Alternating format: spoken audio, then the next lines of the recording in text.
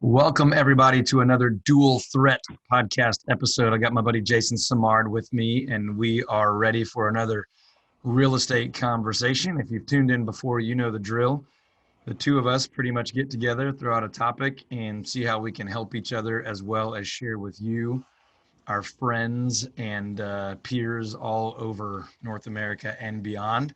If you haven't tuned in a while, Jason Simard's up in Nanaimo, Canada with EXP, with Sims Real Estate. He's got a great team, does some coaching, consulting, and speaks a little bit and travels and kind of gives all he can give. And we do a lot of the same stuff here in the Dallas-Fort Worth area with Todd Tramonte home selling team and on and on. So make sure you check out this podcast on iTunes or wherever you get podcasts. We usually throw them up on YouTube as well, but it does help us out and make sure more people see it. If you download it, give us a review, click it, all that kind of stuff. You've heard the drill before, but the thought of the day today was really, how do you plan for a great year? We're wrapping up 2019 right now, and everybody's talking about 2020. And I know, Jason, a lot of your coaching clients and then just friends in the business, et cetera, as well as people that reach out for help, same here, are talking about, here's the number I want to hit next year. Here's the total commissions earned, total units sold, number of listings, number of team members, recruiting. And there's nothing wrong with those numbers, but something is definitely missing in all that. And I'll kind of let you take it from there and talk about what we both agree is missing. And then we'll talk about how to build a great 2020 beyond just those numbers. Yeah, I'm excited for this topic, Todd. So maybe take your jacket off and stay a minute. That would be great.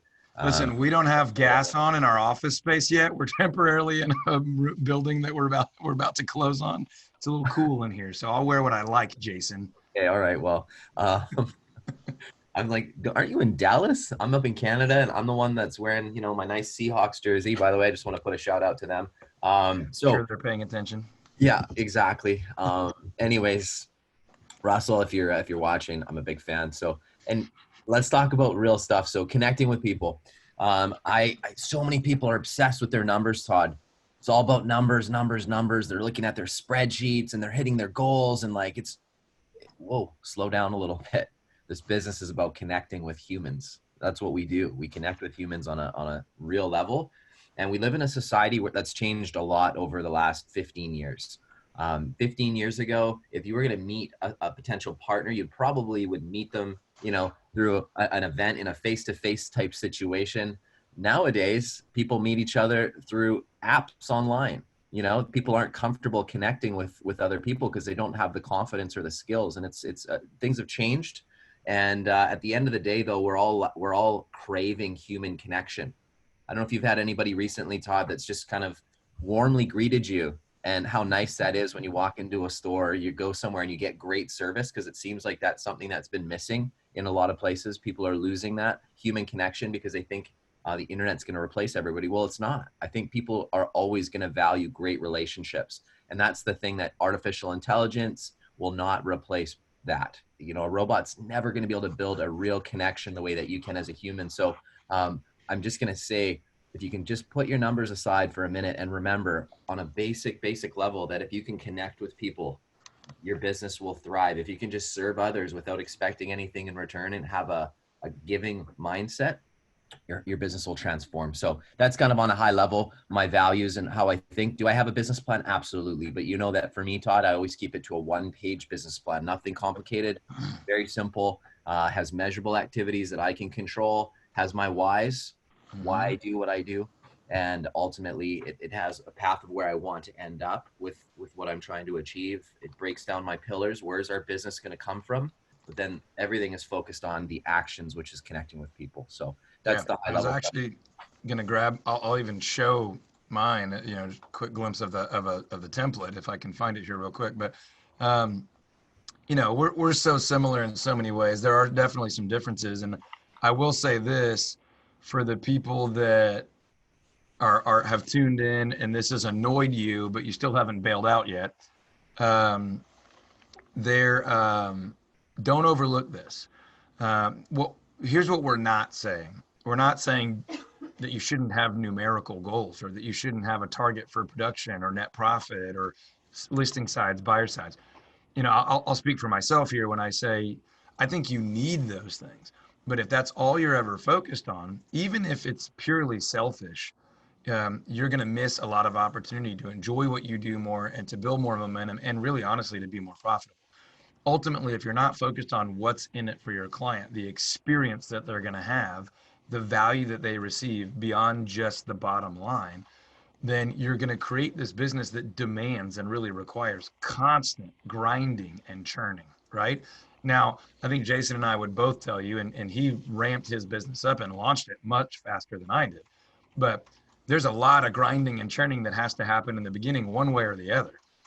But if you don't pretty quickly realize that it's much more about developing relationships and going beyond the spreadsheet, then you'll never get past that grinding mentality, because you'll have a much lower rate of repeat referral business, of vendor partners, of referral sources, of volume business, and you'll always be winning that business for the very first time in that grinded out mentality. So one of the things I wanted to throw out to you, and I'm sure I'll answer it too, is when you think about some goals you have just within your organization that are beyond the numbers, let's put some color to this for people that may be listening. And then, that way you and I can challenge each other next year. But what are some things you're really excited about implementing, growing in, achieving next year that are not necessarily production numbers? That's a good question. So for me, it's understanding where the people that are working with me see themselves, having those conversations and creating a plan to help them get to where they want to be. It's so staggering how many leaders are running businesses right now and have no idea what their people want for themselves. 12 months, 5 years, where do they see themselves going? They're not even having those types of conversations at all. Yep. And then they wonder why they have a high turnover. They wonder why they don't have the culture that they want. They wonder why people aren't feeling empowered to make decisions and act like business owners and partners. Well, it's because you're treating them like employees. Employees, just punch in, punch out. But, people that see this as a career or as your partner, they have a plan and a vision. And then so when you come from that standpoint, it helps a lot. So what are the things that I want for my people? Number one, obviously helping them achieve financial freedom, but doing something that they love and are passionate about. If they can work from a place of passion in an area that they enjoy, for me, that's success. It doesn't matter how much money you make. If you can genuinely say that you go to work every day and you're engaged and you're passionate about the work you're doing, that's a pretty successful person to me. And some of the people that I look up to are not financially the most well-off people, but they are the happiest people. And so for me, my barometer on success has never been about material items. It's never been about how much money you make. It's been how happy you are and how you make other people feel. So that's really a guiding principle for me. And so just to answer the question simply, Todd, is I just want really great, happy people that, there's stresses in what we do and everything. However, I want them to feel engaged and have a long-term purpose, that they are going to get the benefits of everything that we're doing together. They will get the long-term benefits just as much as I will. And that to me is really important. A couple things here. I was looking over here for a minute because I was pulling up what we use to encourage people to do that. So let me just see real quick. Let me know when you can see that strategic plan. Yep. Yeah. So we're talking about the same stuff. What are your core values? Why are you in the business? What's your target market? Strengths, weaknesses, opportunities, and threats. We've probably talked about this before, so I won't spend a ton of time on it. And then what's your long-term crazy 10-year, like if everything was amazing and ideal, take all the filters, all the reasons you can't do it, take all that away and dream big. And then what does it look like 3 to 5 years out, 1 year out? And then how are you going to, in the next 90 days, help yourself get there? So it's not all about that, but just to get it's exactly what we're talking about. And so I would answer very similarly to you, but I would say it this way. And I'm pretty sure I've said this on past episodes too, but every time we do an offsite training event for our team, we do one every single quarter for all of our agents and staff and everybody. It's fun, it's relational, but it's also about moving the ball that next, step down the field. And I talk about my job description. And my job description was not always this way. In the beginning, it was like, go sell most of the houses. Now my job description is literally to make sure that everyone else on the team hits their goals, period. And then it's also to make sure that their goals are in line with our company vision and that they're healthy for them, right? So there are years where it's like, man, that's a really great income goal, but tell me more about why that matters. Like, what's that going to do for your family, your marriage, your kids, your health, your rest, your whatever. And so we're encouraging people to fill these things out with a lot more than numbers and income. But it's like yesterday, we have weekly meetings also. And yesterday, the entire meeting was about like, what gets you really excited about next year that has nothing to do with sales and numbers. Pretty similar to this call, actually, this deal. But it was just a casual, like over lunch, like, what are some things that are on your vision board for next year? It's like, some of it was get out of debt. Some of it was go on this trip with my wife, remodel the kitchen, do this for my children, learn this thing, rest more often, things like that. And so then my job becomes, okay, how do I make sure that makes it onto your goal sheet, onto your calendar, and actually happens? So you could say next year, I want to rest a little bit more. One of the ways I challenged a team member was like, hey, if you said, I just want to take one day off for a longer weekend, how many times would you want to do that next year? Was it once a quarter?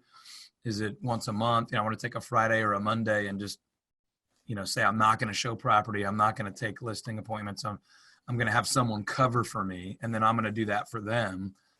What does it look like for that to, not the bottom line, but the bottom line of your life? Like, my marriage is improving, my parenting is improving, my health is improving. What does that look like? But you still need to hit the numbers. So we're not saying ignore the numbers. We're saying you can really get excited about going out and tackling the hard stuff because of the non-numerical, like to Jason's point, just being happier or to being healthier, or to my point, like to having the goal that's really rooted in something that matters a lot more than just those numbers. Let me ask you something, Todd. Yeah. $10 million, okay? Somebody offers you $10 million. Yep. And you have to go and do something against your values, which is, you have to go and eliminate a close friend from your life, but you get $10 million for it. Yeah. Would you do it? So the answer is no, but let me acknowledge this. That sounds like an easy answer for someone who has a successful business, right? Yeah. Like, would I have said no to that when I was barely getting by? Yeah, I would have still said no to that, but I probably would have thought about it a little bit longer, right? Right. But just so that this kind of question and this kind of thought is effective for everybody, you don't want to build a business where the answer to that question is yes. And so when we're thinking about setting goals for next year, the takeaway point here is you want to build a business where a big lump sum of cash wouldn't be really easy to accept. Can I ask you something, Todd? If I gave you $10 million today, would you be happier? Okay, so I'm going to answer this brutally honest, right? Be brutally honest. Not much happier, but yeah, I mean, there's probably some things that would be really exciting, but it's, I'm very fortunate to have great people I work with and have been at this long enough that amount of money is not going to like take me from not enough food to enough food, from no shelter to shelter, from no purpose and meaning in life to purpose and meaning in life. That amount wouldn't change any of those things. Right. Now, would it allow me to maybe try something incredibly new and risky, maybe, or have something I don't have? Probably. What would you change in your life if you had $10 million today? Totally selfishly. I mean, I'm trying to be really honest. I think people know where I come from a faith perspective. It's not going to change my identity, but I would love to have a 1,000-acre ranch. I literally would. Now, in all reality, I know that am I going to get to go spend a crazy amount of time there? I'm not going to live there. I'm going to live right where I live right now. I wouldn't change where I live if I had $10 million. But would your relationship change? No, I mean, I sure hope it wouldn't impact my marriage or my parenting or my friendships at all. And that's why the answer is an easy no, but go ahead. Okay. So here's the deal. You're a faith driven person, right? Your faith drives your values. Right. For me, I'm not per se a faith driven person, but I'm a values based person. And this is where our values are very much alike. And we've talked about this before. But like somebody could literally offer me $10 million, $100 million. And if it meant that I had to go against my values, which would be to get blood on my hands, to get ahead, take advantage of somebody, I wouldn't do it.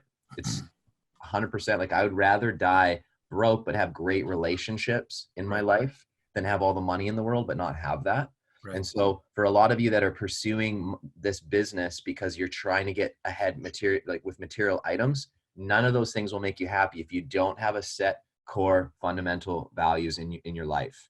Like I Right. mean that. That's so important. You have to have good values. And then by having good values, you're going to surround yourself with great people that share common values. One of the things that I really love about your team and my team, Todd, is the people within them. You know, the people in your group, I've met every single one of them, I believe now, through some of the events that you've put on, and they're great people with amazing values that are very in line with yours. And I get the feeling that they're not there just because of the money. I think they're there because they actually work within guiding principles in their life, and that they get behind you because they believe that you care about them. And I think you can probably tell that my voice is a little bit weak because we just wrapped up a 2-day incubator with a bunch of kind of our mastermind level coaching clients and stuff. We taught our listing a week and our buyer a week and our don't go it alone stuff, like all in 2 days. It was intense and it was fun, but that's a lot of technical information. I mean, it's a ton. That stuff, when it's delivered in our online modules, is, I don't know, dozens, if not hundreds of hours, right? So we hammered on it.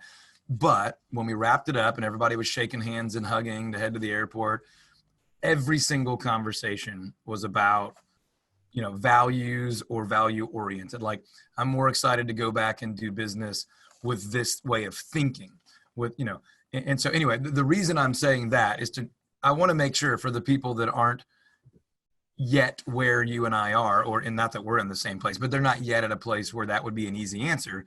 I don't want to disrespect you by saying like, oh, it's such an easy answer, don't take the money, but to say, ultimately that is what it comes down to.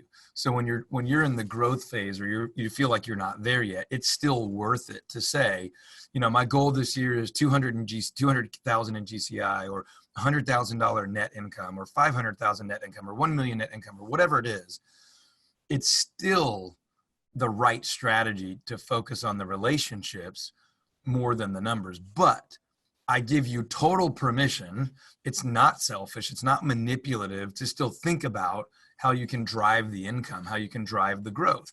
I just think it's perfectly consistent to say you're going to grow in a healthier, more profitable way when you care about people more than you care about commission. When you think about families served more than you think about units sold, or buy sides or sell sides or total referrals or whatever. I know you echo that, but do you have anything to, add color to that? Of course. I mean, look, at the end of the day, we all know that people want to get big numbers and everything else, but people get so stressed out focusing on the numbers, which is not, you can't do anything just focusing on the end goal. Talking about it's not going to get you there.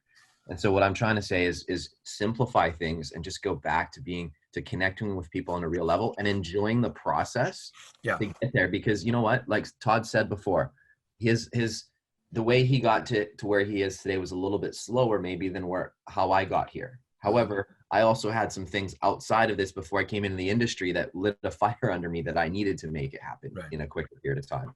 So, but the thing is like, we've both got to a point now where we really are trying to enjoy what we've built, and allowing others to do the same for themselves, and giving ourselves permission to be able to book some family time and to make our family a priority, and to have those values integrated. And so all I'm saying is, as you're going through this process of building whatever business that you're building, please take the time to A, take care of yourself, and B, come from a place of serving and helping other people genuinely. Make it about them. If you help other people win, the universe will take care of you. And I've seen that happen in my life and many other people's lives. And too often our society rewards people with the most toys, and people that have the most money. And you see these Facebook ads come up through your Facebook feed, and it's people in front of their jet plane. And I don't know when our society thought that was a cool thing to like have success and all these things, but I really don't think that that's a real thing. I think it's real when the people that you come in contact with walk away feeling like, wow, that was a great connection. That person made me feel really good about myself. That's what I'm trying to get back to, and really focus with this message today. It's not about the toys. It's not about the money and the success. It's about your values and having good values. And people will be attracted to you when you have good values. Nobody's attracted to somebody that's always trying to squeeze every single person in their life. Yeah, a couple of quick thoughts before we wrap up is to give out like some very specific, like, do this stuff today, as opposed to just kind of the overarching thing. one of the things we were talking about during this incubator, again, we were going step by step through my entire proprietary property marketing system, company marketing system, buyer system, client experience timeline, all of that stuff. It was a lot of technical stuff. And one of the big things we talked about is, you just brought it up, is unfortunately you do have to cut through, all the noise and the BS of let's just say North American culture and what's popular and what's exciting and where the lights are all flashing. And I say it this way, from a marketer's perspective, you have to sell people what they want, but then you have to give them what they need. And those are usually not the same thing. So to your point, most of the advertising at real estate agents that gets people's attention is, 10x your income kind of stuff. But what we all really need is to learn how to create consistency and stability with systems and process and discipline and vision and core values and things like that. So to that point, I'll throw it back at you, and then I've got a few ideas too, but what are some things people can do every single day, like literally on the phone, in person, out in the market, to focus more on relationship than numbers? Does that make sense? Yeah. So what are some things? Go ahead. Well, a couple things. So like people talk about prospecting. Well, there's a lot of different ways you can prospect. To me, reaching out to a past client that you haven't talked to in a while, that's a great way to just reconnect. Think about this, Todd. I mean, we get to know our clients on a really deep level when we're helping them buy and sell real estate. And it's a very emotional process, and we get to be a part of it.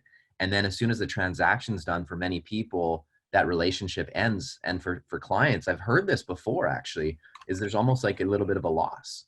You've been so involved in such an important event, and then you kind of go away. So take the time to go back and reconnect, have coffee, take them out for dinner, and have no intention to even talk about business. Just really connect with those clients. And what happens is you're going to build deeper, more meaningful connections, deeper friendships and relationships.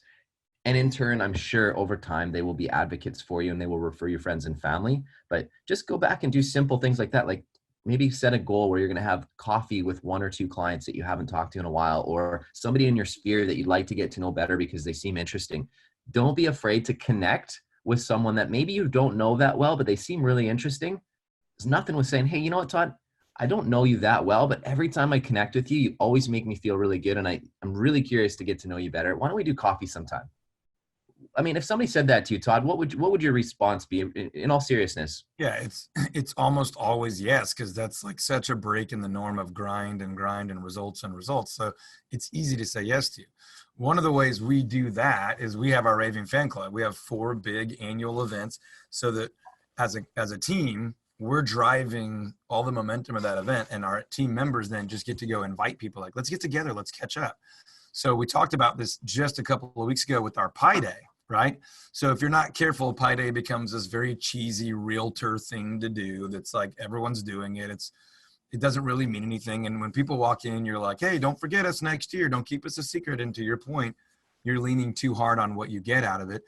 But one of the things that, really was made very clear this year is some of our team members take advantage of it more than others. And the way they do that is by literally just saying, hey, Jason, our big Pi Day thing is on Tuesday, but I would love for you to swing by. I just want to catch up with you. I'd love to give you a pie, but even if you don't want a pie, I'd love to shake your hand and just see kind of how's life, how's the kids, how's work. It's been a while since we caught up.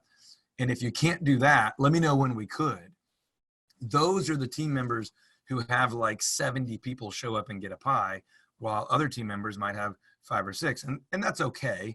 But the reason those people are coming is because they got an invitation, like you just said, where they felt like, man, this person actually wants to know me.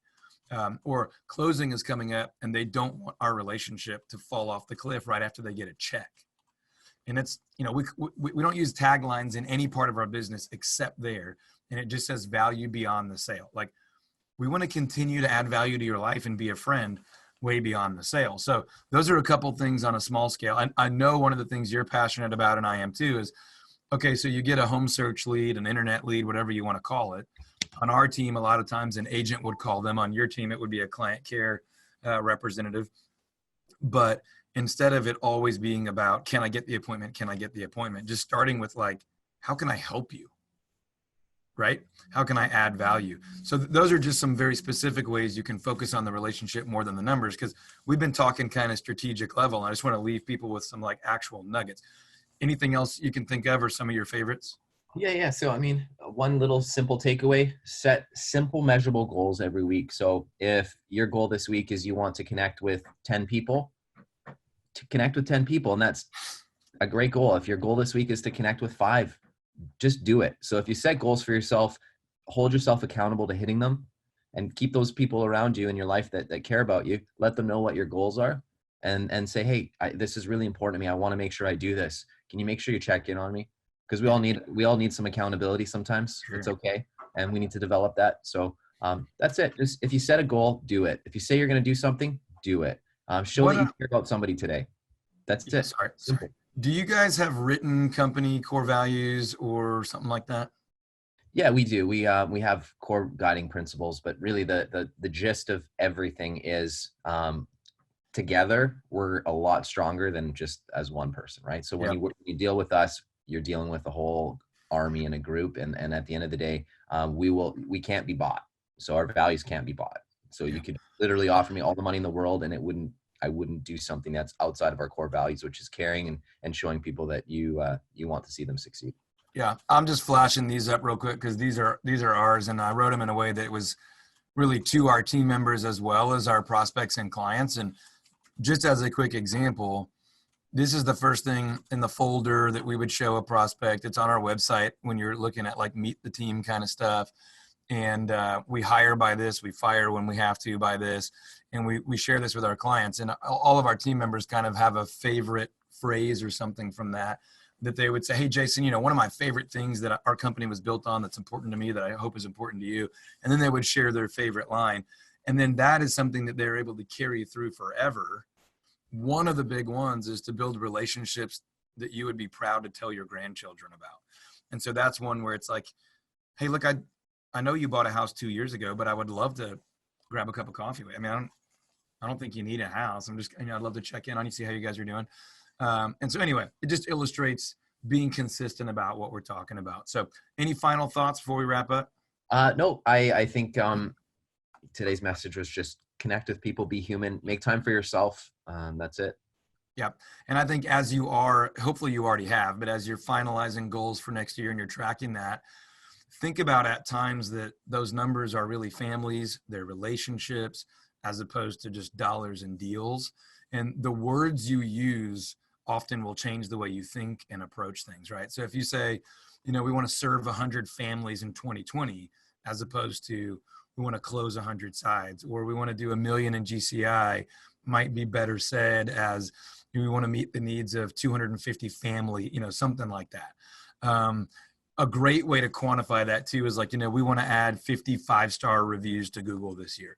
That may mean you need to do an incredible job for 300 families or whatever the math is for you, but just to challenge you to think about it, talk about it, write about it, get that accountability around that differently than deals and dollars. Now there's nothing wrong with those, but the way you think about it will change how you treat people. And both of us obviously would agree that will build really positive momentum. And by the way, it's more fun this way anyway. So totally.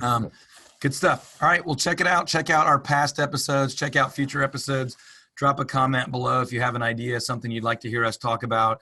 If either of us could ever help you grow your business or train your team or just talk strategy with you, our contact information is somewhere around this video or audio. You can find both of us online really easily. Jason Simard, Todd Tramonte. We both run teams, brokerages, and do a little bit of coaching consulting as well. We'd love to help you if we can. If you have great advice that you feel like based on the way we're talking, you have something that you think would help us, we're both constantly learning as well. We'd love to hear from you. Otherwise, we'll talk to you on the next one. Over and out. Have a good one, Todd.